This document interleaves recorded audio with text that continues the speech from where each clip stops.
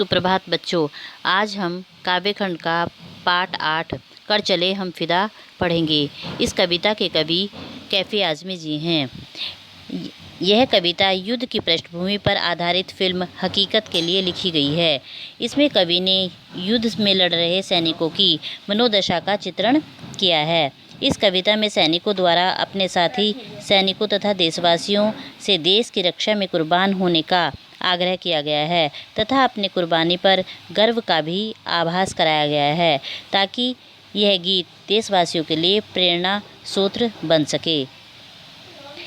यह कविता है, कर चले हम फिदा जानो तन साथियों, अब तुम्हारे हवाले वतन साथियों। सांस थमती गई, नब्ज जमती गई, फिर भी बढ़ते कदम को न रुकने दिया। कट गए सर हमारे तो कुछ गम नहीं, सर हिमालय का हमने न रुकने दिया। मरते मरते रहा बांकपन साथियों, अब तुम्हारे हवाले वतन साथियों। कर चले हम फिदा जानो तन साथियों, अब तुम्हारे हवाले वतन साथियों। कर चले हम फिदा, फिदा का अर्थ है न्योछावर और तन का अर्थ है शरीर। अब तुम्हारे हवाले, हवाले का अर्थ होता है सौंपना। वतन का अर्थ है देश। इन पंक्तियों में बलिदानी सैनिक कहता है कि मेरे फौजी साथियों और देशवासियों, मैं और मेरे अन्य सैनिक साथी इस देश की सुरक्षा के लिए अपना शरीर और प्राण न्योछावर करके इस दुनिया से जा रहे हैं और अब यह देश तुम्हारे हवाले है, तुम ही इसकी रक्षा करना। सांस थमती गई, नब्ज जमती गई, फिर भी बढ़ते कदम को न रुकने दिया। सांस थमती गई, नब्ज, नब्ज का अर्थ है नस यानी कि नाड़ी धमनियाँ।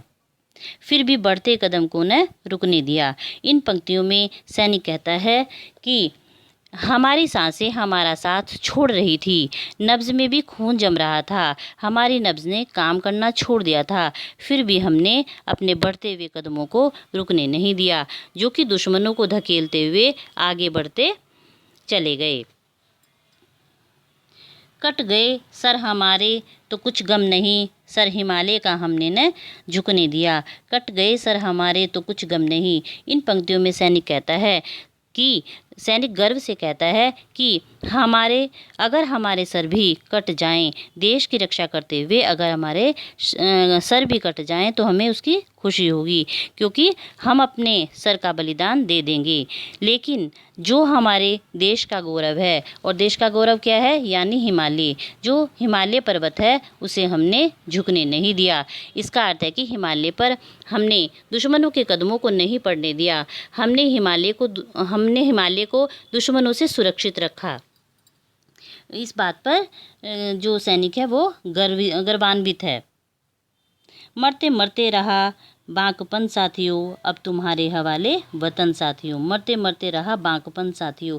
बांकपन का अर्थ होता है जवानी का जोश, यानी कि उसमें वीरता का भाव। मरते मरते रहा बांकपन साथियों।